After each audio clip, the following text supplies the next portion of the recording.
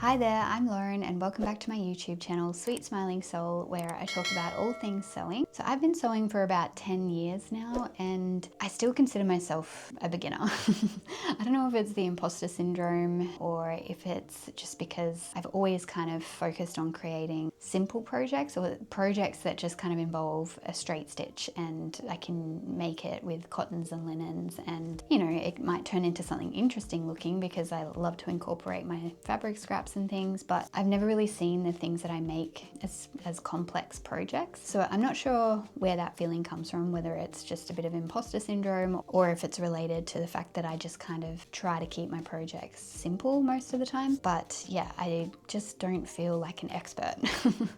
So even though I've been sewing for 10 years, I don't feel like an expert, and yeah, I've made plenty of mistakes along the way. I thought it would be a good idea to share some of the mistakes I've made along the way throughout my 10 years of sewing and some of the lessons that I've learned, and just kind of share a few projects that I've made that really didn't turn out as great as I thought they would, and I kind of want to let you know why. So if you're a beginner, I hope you find this video somewhat helpful and you can kind of dodge some of those mistakes that I've made.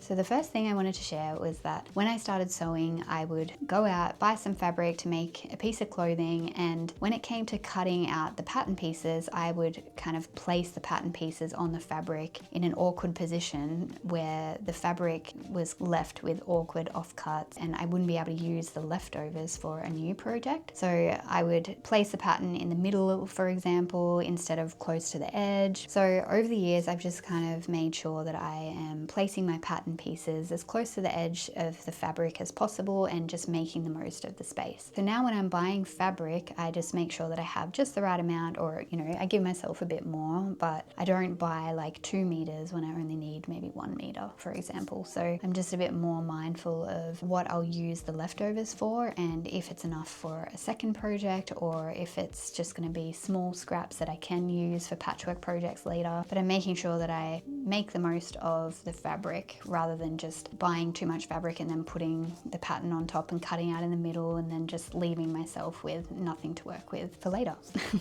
So that is the first thing that I wanted to share. The second mistake that I used to make, and it took me a long time to learn this lesson, I did this for many years, but it was eyeballing the measurements of a clothing item that I wanted to make. So if I saw something in the shops, I'd be like, oh, I could make that. I might take a photo of it, and then I would go home and just try to like go off that one photo that I have and try to make a pattern or draft a pattern from it. 9 times out of 10, it just doesn't work for me. And instead of like reverse engineering a clothing item and looking at the shapes and seeing how it's all constructed, I would just kind of look at a clothing item and then eyeball the whole thing, and it would never fit and it was just awkward to make, and then I would just be guessing on how to like construct the item as well. Experimenting with pattern making but not properly just wasted a lot of my time and fabric. I often would have to put whatever I made in the scrap pile because it just wasn't wearable. There was maybe one thing that worked, which was like a nice little crocheted top that was made from a crocheted tablecloth. It was a circle tablecloth and I was able to just kind of fold it in half and then create these bell sleeves and just like a round neckline that was the same front and back, and it was quite simple, and that worked out, and that's actually something that I've been able to wear. But that's literally the only thing that's actually worked out for me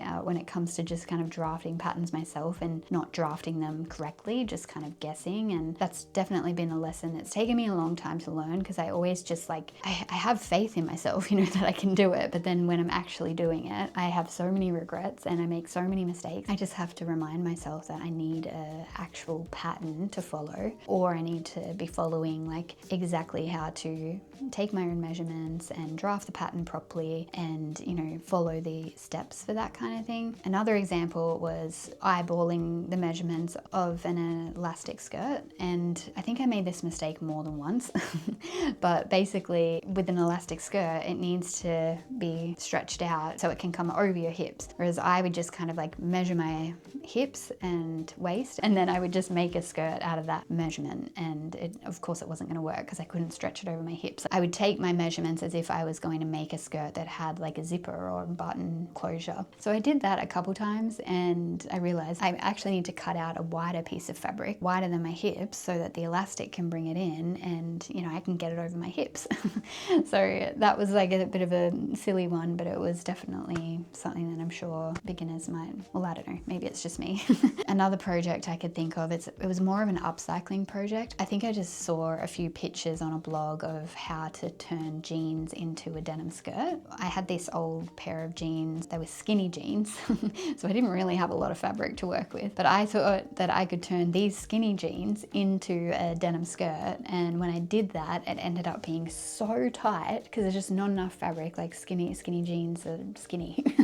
And so it made this very, very skinny, tight skirt that I just couldn't wear. Like I couldn't even walk in it. And it was funny because like I've never been a short skirt kind of person. Like I've always, if I wear skirts, they're normally like a maxi skirt or a midi skirt. If I look back on that, I'm like, why was I making myself this tight denim skirt that I knew I was never gonna wear? So those are just a few examples of times where I've eyeballed measurements or just experimented without really thinking about how to go about it, and not really measuring properly and using the wrong materials. And yeah, it's just one of those things I've had to kind of stop myself doing and just focus on buying the pattern instead and then making an item that'll actually fit me. Before we move on to the next one, I do have one more example of when I just eyeballed the measurements, and it's kind of embarrassing to share, but I think I'm going to share it anyway.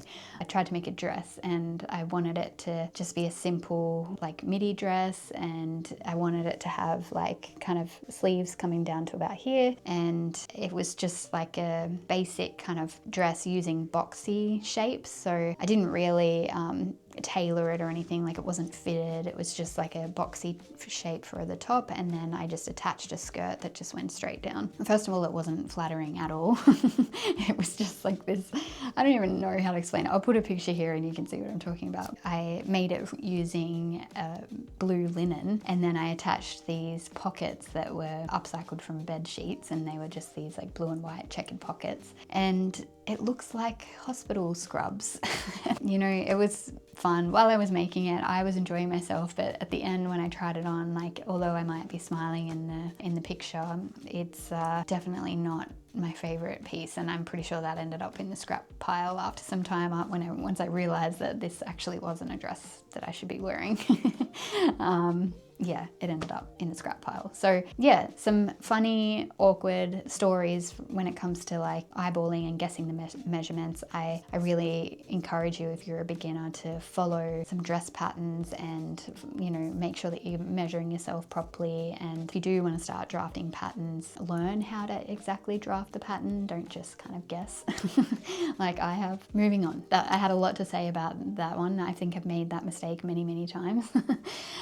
So yeah, let's move on to the next. So the next lesson I wanted to touch on was, as a beginner, you sew a lot of wonky seams and things, but I found that when I was making the most, like the wonkiest seams, was when I was using fabric that I just didn't do enough research on like how to sew it. So for example, stretch fabrics. I haven't got a lot of experience sewing with stretch, but I have made a couple of swimsuits, and they just kind of turned out like really awkward, really weird, and I don't know, I've never really been interested in sewing with stretch, but at this particular time I did want to try and make my own swimsuit. But yeah, the seams were just super wonky and awkward, and I think I learned that unless I was going to really sit down and learn about sewing stretch fabrics and make sure I have the right needles and the right tension and all that stuff that goes into it, I realized that I should just avoid those fabrics. Like if I wasn't going to like focus on it and actually learn how to do it properly, then I should avoid it.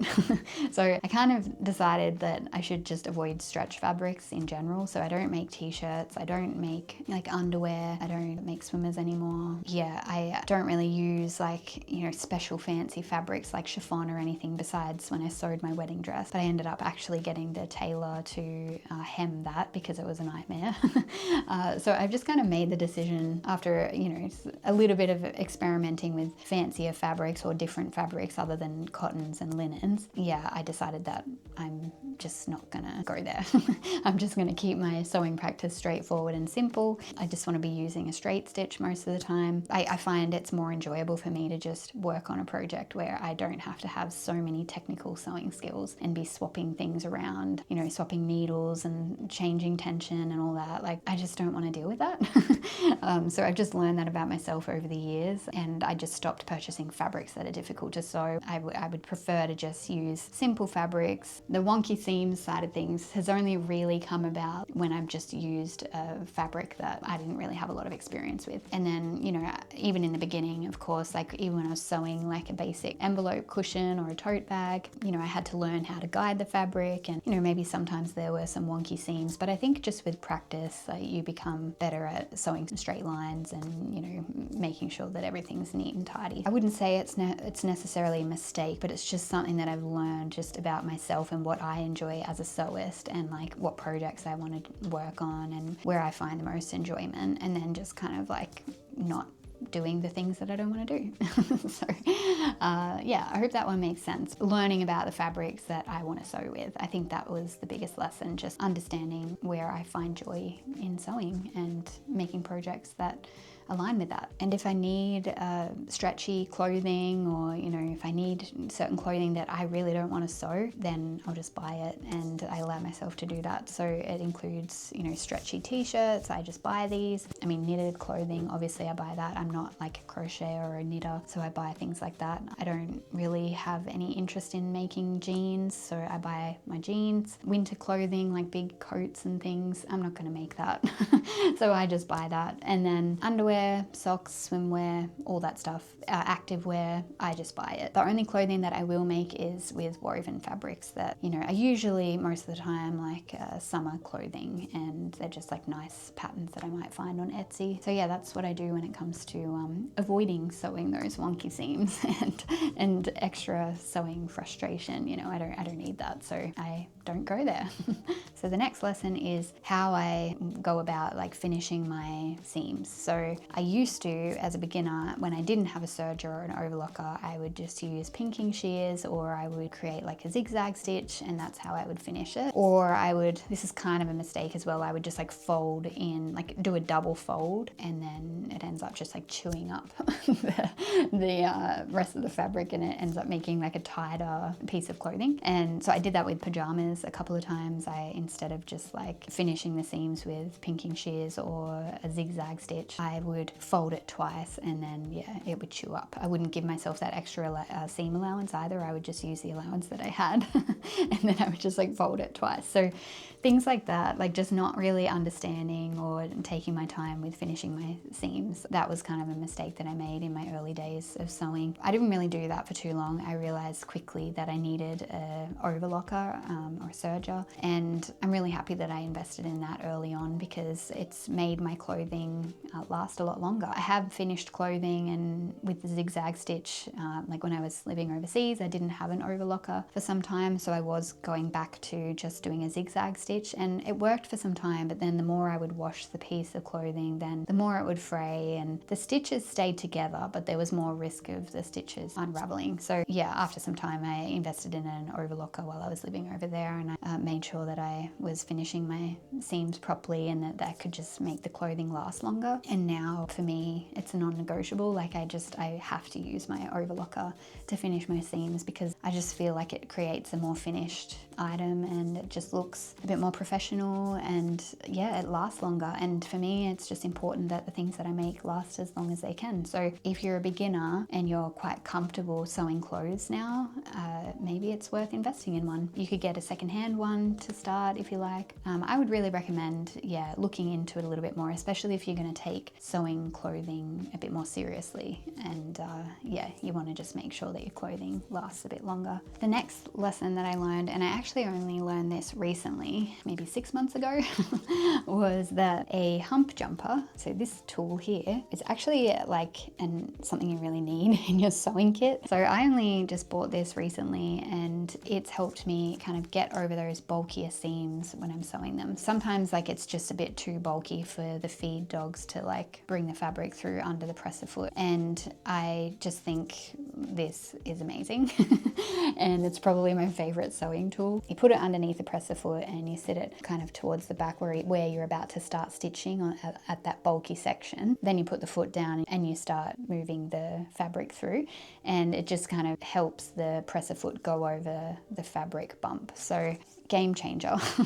I use this all the time now, and yeah, I know there's like some machines have like a little feature where that it'll help you kind of get your foot over. I do have like a new sewing machine, but I haven't checked to see if it's got that yet, but I've just been using this tool, and this is what I used on my old machine, and I'm just used to it now, but it's really amazing. And if you don't use something like this, you'll find, and I found this like for so many years, like this is like 10 years really of doing this and just kind of getting over it and just like shoving the fabric through so that it would start sewing straight. And when I didn't have this tool, the needle would just go up and down in the same place and the fabric wouldn't move, and it just created like a big knot, and then I would end up having to unpick it, and it was just like repeating that. I was just repeating this over and over again over 10 years every time I would get to like a bulky seam. So yeah, that one actually took me the longest to figure out and learn. I'm quite scrappy, so I just kind of use what I have. Like I don't really go out and buy fancy tools or anything. There's a lot that I don't know about sewing, and like I said, like I feel a little bit of like an imposter sometimes, but it is probably more because I keep my sewing practice very simple and straightforward. But I know that there are things out there that I probably should know about and that would make sewing so much easier. This hump jumper was literally the best investment I made last year. I think it cost me maybe $10 or not even. Like it's just a piece of plastic. I mean, it was just one of those things that I didn't know I needed until I bought it and tried it myself. I highly recommend getting one of these and trying it yourself, and there are plenty of YouTube tutorials on how to use it as well. So yeah, this is a must-have in your sewing kit. And the final thing I wanted to share was buying fabric versus using the fabric. I used to buy fabric just because it looked pretty and I didn't have any project in mind. I just would buy meters and meters of fabric. Most of my lessons have been around preparation more than actually sewing. So, you know, once I learned how to sew a straight stitch, it was fine. I could do most things. The preparation side of things is where I've kind of gone wrong the most. So it's buying fabric, not really having a project in mind, is really just a waste of fabric. In the past, when I would do that, the fabric would just stay in my stash collecting dust and I didn't really know what to do with it. One type of fabric that I've bought and haven't done anything with is an eyelet fabric, and I love eyelet. It looks so pretty and I really want to use it, but I just don't know what project. Like I have to really sit down and focus on what project I want to make with that. Otherwise it's just going to sit there forever. But that's a fabric that I've had in my stash for a long time. And I did make one clothing item out of it. It was like a little vest. I don't know what to do with the rest of it. And I bought too much again. Like this is only a few years ago. These lessons I've kind of just learned over 10 years, like, and they don't really click until like a certain point. And some have clicked later than others. Buying fabric and not having a plan, buying too much of it, buying it just because it looks pretty, it's just a waste. So I'm really mindful now of just using what I have. I try not to go out to the fabric store and just buy because I want to buy. You know, like if I go there, it's because I'm buying for like a specific piece of clothing that I want to make, or it's like a specific type of material that I need for a specific project.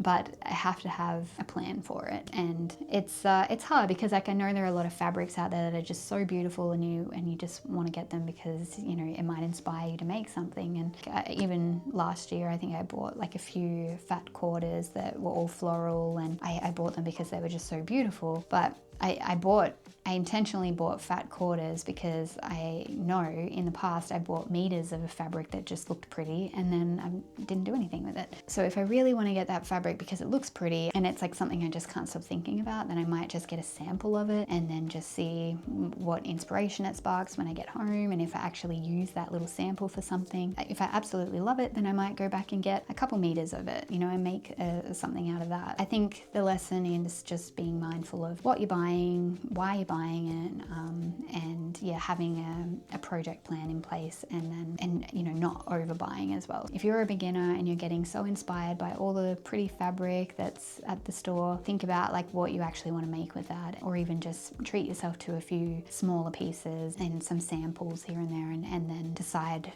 from there what you want to make with it before you go ahead and just buy a whole bunch with no idea of what you're going to do with it. So yeah, those are the things that I've learned over the years, all the lessons, and you know, there's a few mistakes in there that I've shared with you. But you know what, I think most of it, like for me, like I said, is around the planning side of it. So it's just kind of thinking about what I actually need to make this a successful project, not just guessing, not just overbuying, not under measuring, you know, all that stuff. It's the prep, I think. Like, I mean, unless you're using complex fabrics, there might be some sewing hiccups. And yes, as a beginner, for sure, you might experience some jams in your machine, or like things just look a bit wonky or not right. But I feel like that part, it kind of, you get over that quite early. And like, as you just start, you know, sewing simple projects, like beginner friendly projects, you do get over those things pretty quickly. I think for me, what took the longest was just the project planning and making sure that I had everything that I needed before I started, so that I didn't just waste time and money and fabric. So I hope me sharing some of the things that I've learned over the years on my sewing journey have been somewhat helpful.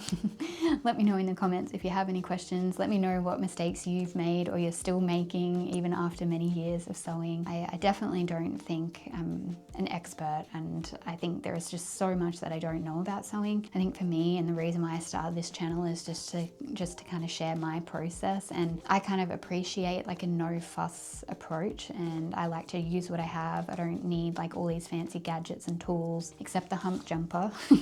I need that. I enjoy sewing when it's just kind of straightforward and scrappy and mindful, and I'm using, you know, colors that light me up, and I like it even more when I follow patterns. Now that I know that about myself, I enjoy sewing most of the clothes that I make, and it's because like I've learned to just kind of plan ahead, and I know what I need to make it successful. So yeah, I'm gonna stop rambling now.